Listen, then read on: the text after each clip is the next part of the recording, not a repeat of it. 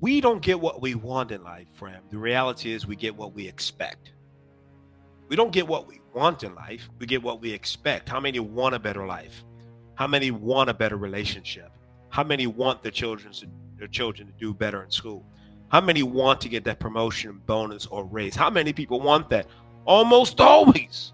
Almost always. Every hand goes up. In a live session one time, I asked a question to the audience. I think it was like 100, 150 people in the audience. And I said, hey, listen, let me ask you a question. How many of you want to work? How many of you want to win the lottery? 100% participation. Every hand went up. People want to win the lottery. And at the time, the lottery was almost $1 billion at that time. And then I asked the next question. How many of you went out and participated by buying a ticket? A small percentage of the hands went up. And usually it's like 2 or 3% of the people in the audience when I ask that question.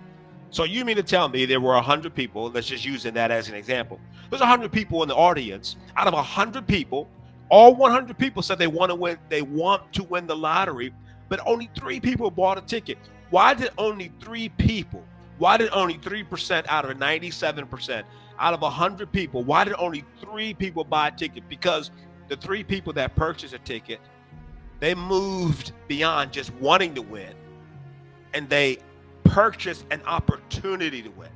So they had an expectation that led them to act a certain way. And that's why I say you don't get what you want in life, you get what you expect in life. And so I'm always encouraging people to look at the reason why, or the motive, or the thoughts behind the things that you do. When was the last time you interrogated a thought that came your way? When was the last time you sat down and you said, you know what, why do I think this way? Why do I think this way about food? Why do I think this way about exercising? Why do I think this way about relationship? Why do I think this way about my career, bonus, promotion, and raises? Oftentimes you'll find that thought is attached to something someone said to you, maybe a negative or an emotional experience. Now, friend, understand this. I am not a licensed psychologist. I'm not a licensed therapist. I'm just simply speaking from experience that I've had and having conversations with other individuals. You don't get what you want in life, you get what you expect. And our expectations, I said this on an earlier broadcast, our expectations are hidden in the rhythm of our thinking. What does it mean to have a rhythm of our thinking? Now, mental health experts have proven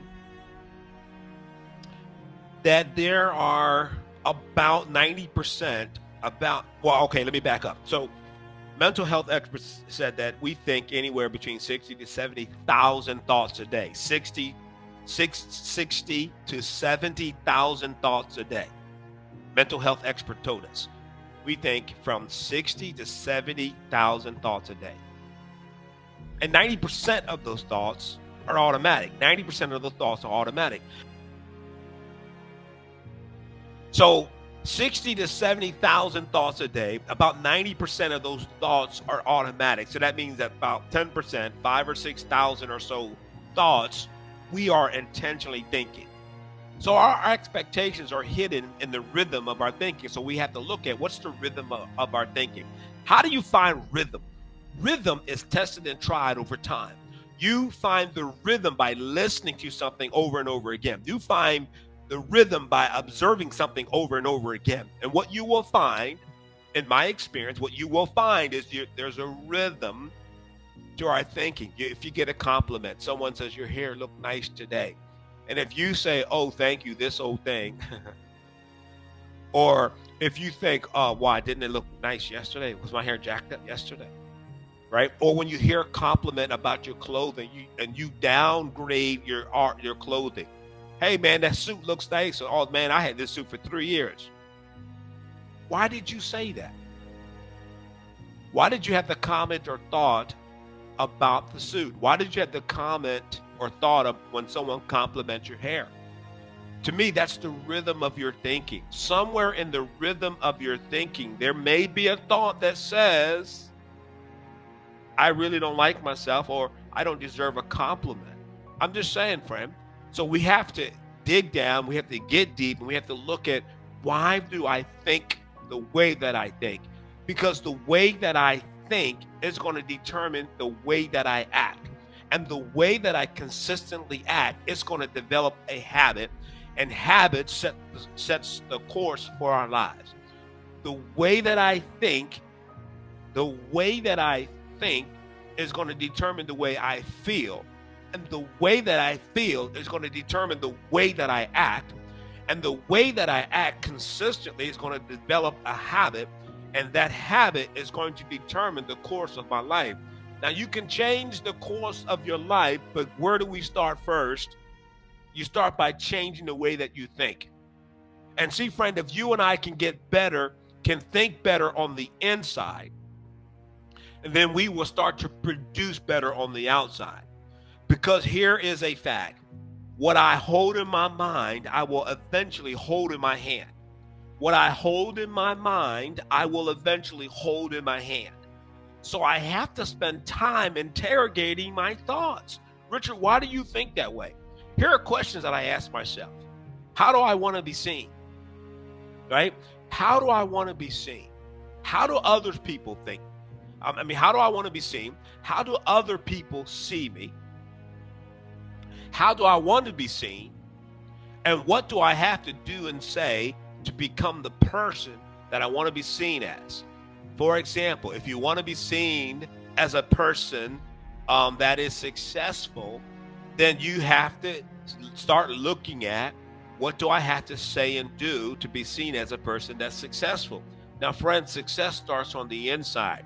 Success isn't measured by the number of assets. Success is measured by the internal thoughts, the healthy thoughts and emotions that we have about the state of our life. When in business consulting and working with companies, here's what I discovered, that people leave people long before they leave an organization. People will leave people long before they leave an organization. If you have a boss, a supervisor, a person that's over you, and they are just emotionally low, their emotional IQ is low, and they are abusive and they're not very positive, people leave that person. Even if they like the job, they will leave that person long before they leave a company. So as a leader, you and I have responsibilities in terms of what type of healthy thoughts and emotion we have for ourselves, and then what type of healthy thoughts and emotion that we have towards other people, towards our team that we're leading. Does that make sense? So we have to interrogate our thinking, because our expectations in life are hidden in the rhythm of our thinking. We have to go to the next level with our thinking, and we're doing this self-evaluation. Why, how do I want to be seen? How do other people see me? How would I like to be seen? And what do I have to do? What do I have to do in order to be seen as the person that I want to be seen as? Now, let me preface that question with this.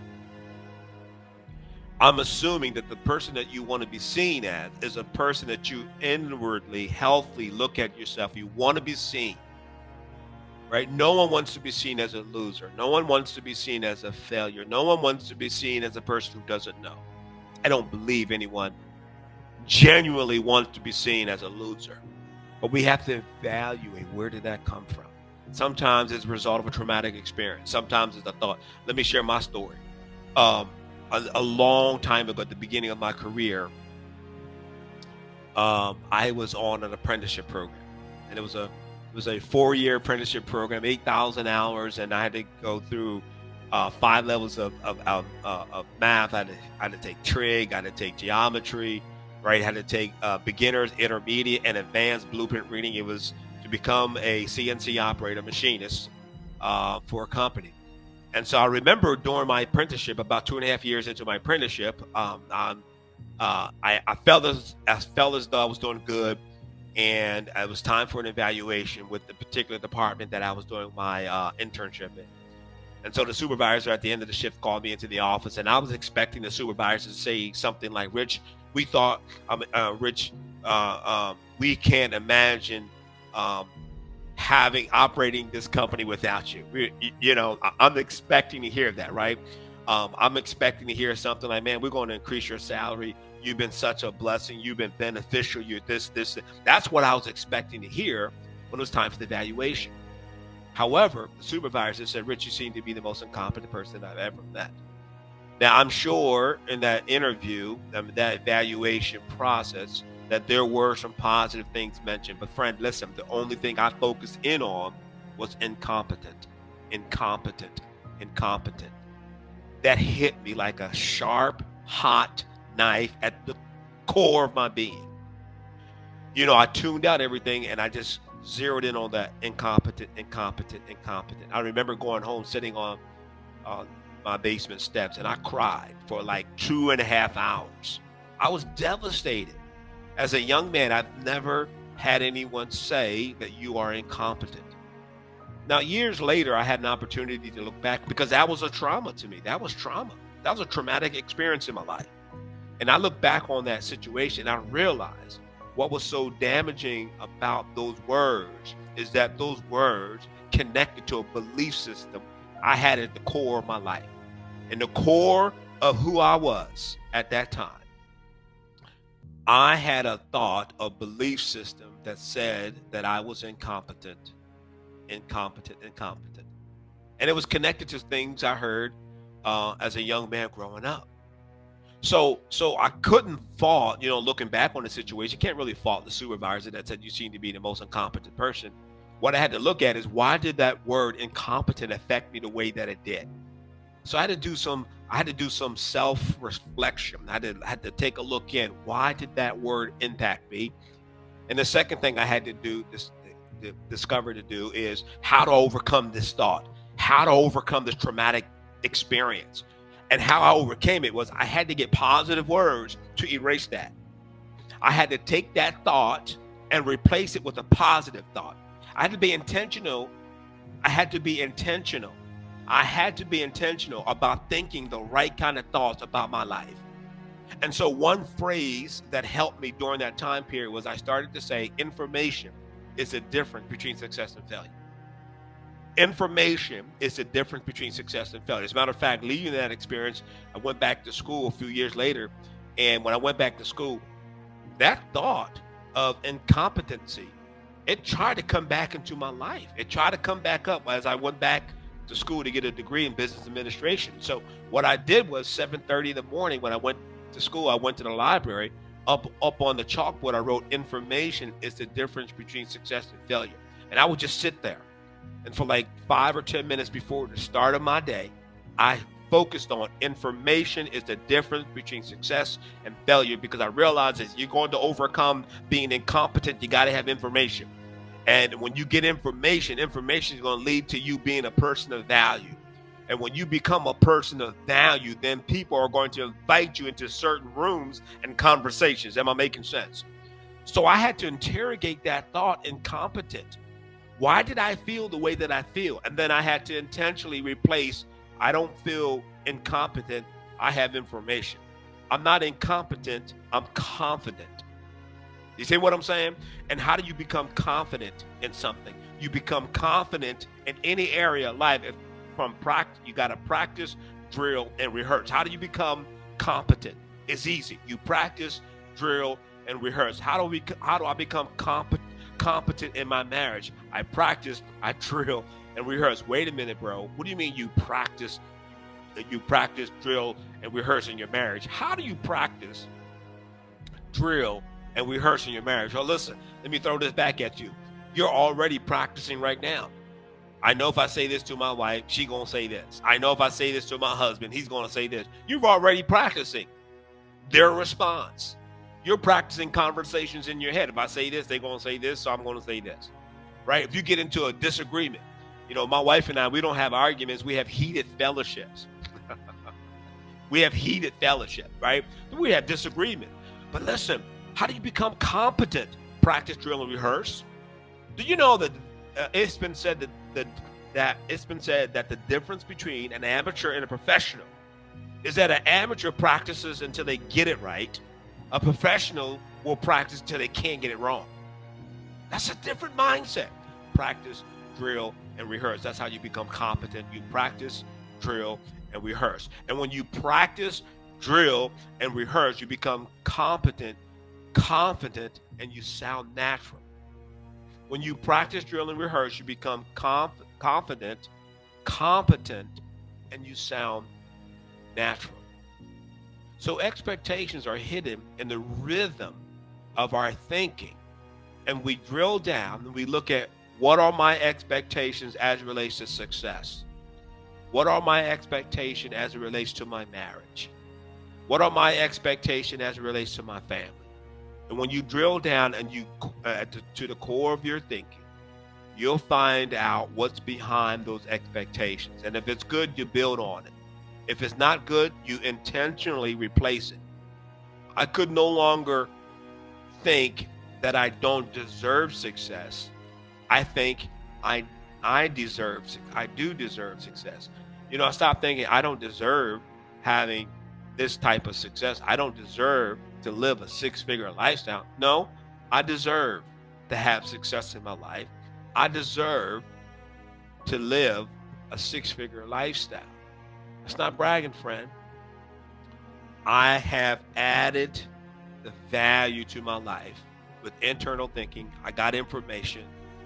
And now I'm sharing that value with the world through service. How we think, because the way that we think matters in life. Listen, understand this, friend, that we don't see the world as it is. We see the world through the lens of our experiences. So we don't really see the world as it is. We see the world as we are, if that makes sense. And so we want to go through so the way that we think and processing thoughts and having what are right thoughts and wrong thoughts, and how do I build a healthy thought life. And also, professionally, that May is mental health awareness. And I am going to reach out to some of our mental health friends and see if I get some mental health experts or therapists on this call to be a part of this conversation, because the way that we think matters. I wrote this down a few months ago when we were doing a show on vision, and I wrote this down, and I said expectations are hidden in the rhythm of our thinking. Expectations are hidden in the rhythm of our thinking. Expectations are hidden in the rhythm of our thinking.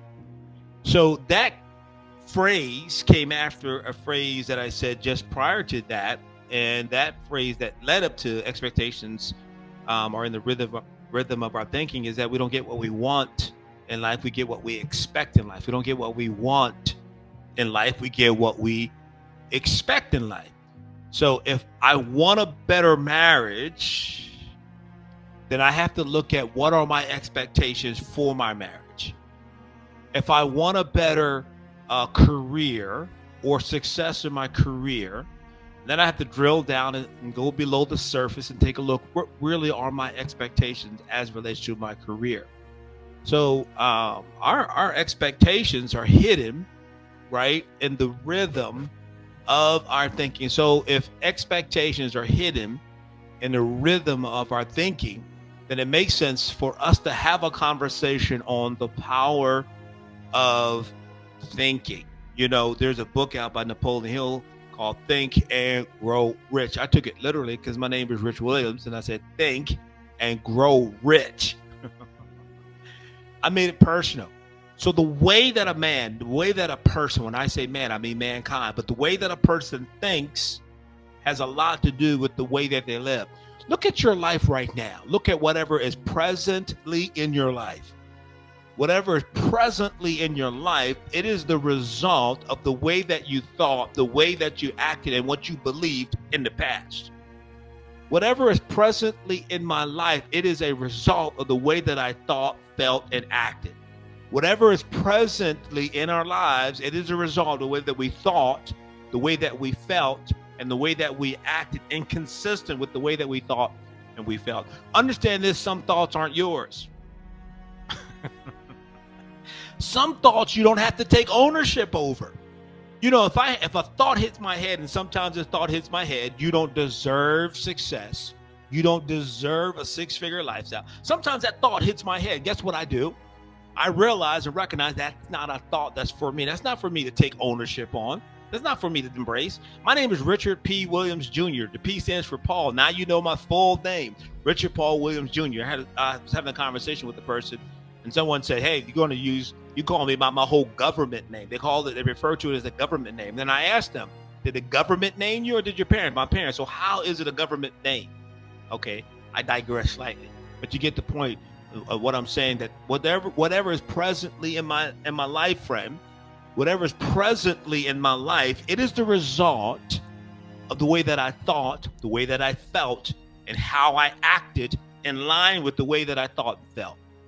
Now, you can change the way that you think. You can change the way that you feel. Let me say this. You can change the way that you feel. You can change the way that you act by simply changing the way that you think.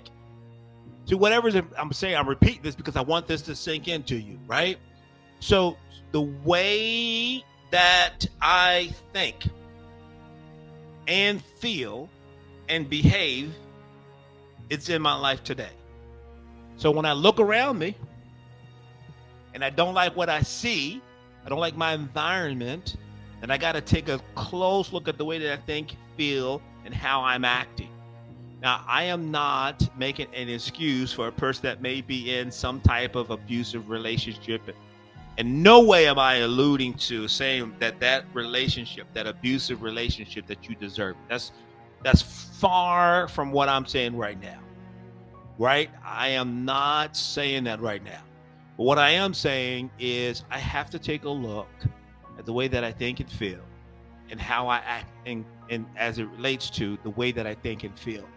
Now, I read a scripture in the Bible, 3 John, verse 2. Beloved, I wish above all things that you prosper, be in health, even as your soul prosper. Beloved, right? The Apostle John is writing in 3 John, verse 2. Beloved, I wish above all things that you prosper, be in good health, even as your soul prosper.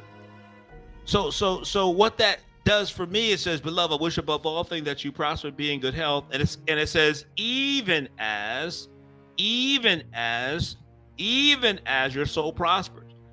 So my lifestyle, my environment that I live in, the level of my success, the level of my experiences, right? It is not going to go beyond, or my increase is not going to go beyond the limitations, the ceilings, or the status of my soul. I have to be healthy emotionally. I have to be healthy in my thinking, right? And as I work on becoming better on the inside first, on the outside, I become bigger. You got to become better on the inside so that you become bigger, or people around you make a demand that you become bigger on the outside. So what does it mean to think right? So thinking right simply means that I understand that there is a process, right? Thinking right simply means that I understand that there is a healthy way of thinking, right? It means focusing on good and not dwelling on the bad. That's thinking right. When we think positively, we attract positive outcomes and experiences in life. We attract positive outcome and situations in life. So that means that I got to make a decision now. I have to make a decision now to choose to think positively. Some thoughts, friend, that come your way, some thoughts that come my way, they are not for you. They are not for me. Some thoughts that come your way. At Thanksgiving and Christmas, it happens to me. I don't know if it happens in your home. My wife will cook a wonderful meal, spread it out, and I feel like I can eat everything that's on that table, man. Everything that's on the table. I feel like I can eat everything on the table. It's just a feeling. And that thought is not for me because I can't eat everything that's on the table. So now think about this. One way to think positively, to start framing the way that we think, is having an attitude of gratitude. I am thankful and grateful for, and you express whatever it is that you want, right? Shift our attention Shift your attention from problems and onto good things. Now, again, I'm not making light of someone that unfortunately may be in a challenging, bad situation. Listen, you could be in a bad employment situation. You could be working for a boss who doesn't understand the value of emotional intelligence. And he or she, it doesn't display empathy and is self-centered and self-serving. That's not a situation that I'm going to focus my attention and time on. I've been in situations where bosses, managers, owners that I've worked that I reported to weren't very emotionally intelligent. Right? And so now I make a choice. Is this the right environment for me? But so by shifting my thinking and not focusing in on how horrible my job is, on how horrible the boss is, I'm going to find something to be thankful for. So you got to have an attitude of gratitude, right? Get a gratitude journal. Something as simple as this. Well, you can write in it every day when you get up certain things that you're thankful for. And when I wake up in the morning before my feet hit the floor, I go through a process of thanksgiving. I first thank God that I have life and breath in my body. I thank God that I woke up to a home that's peaceful. I'm thanking him for it. I'm thanking him that I have a beautiful wife and a marriage of almost 34 years, and we've been together for 35 and a half years, right? I'm thankful that I have, my children are healthy and they're progressive and they're innovative and they're creative and they're doing well in the job market. See, I start my day with an attitude of gratitude. So then throughout the day, when life happens, and let me tell you something, friend, life doesn't care about you. Life doesn't care about me. When I say life, I'm talking about the unfortunate things that happen in life. It's going to show up. It's not if, it's when it shows up.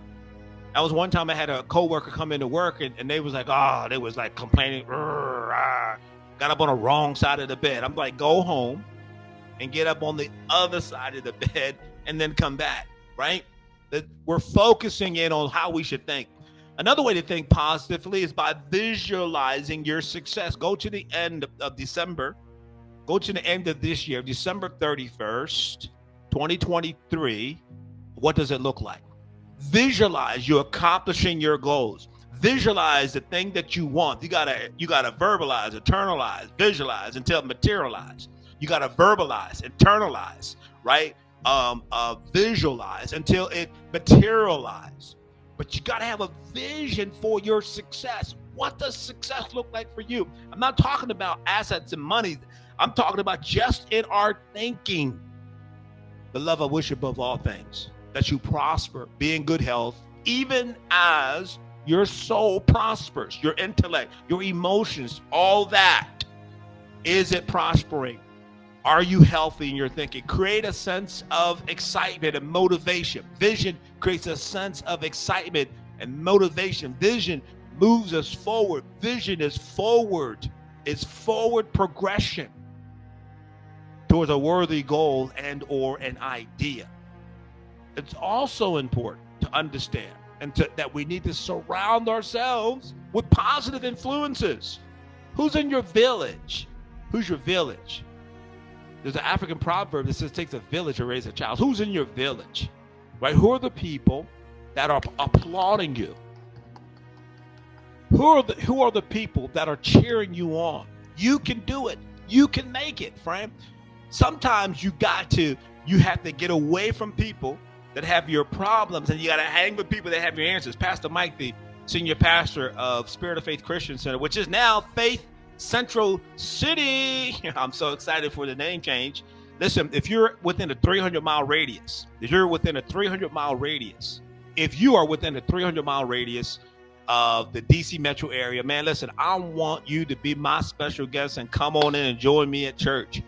And we have an 8 a.m. service in Temple Hills, Maryland. We have a 10 a.m. service in Brandywine, Maryland. And we, at the same time, we have a 10 a.m. service in the Baltimore, Maryland area.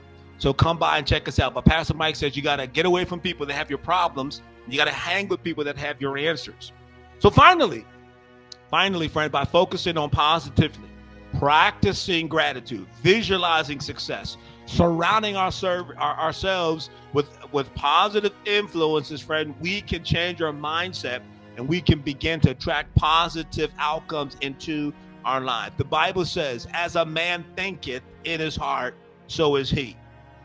So we got to look at the way that we think, we got to look at the way that we feel, and then we got to check our actions.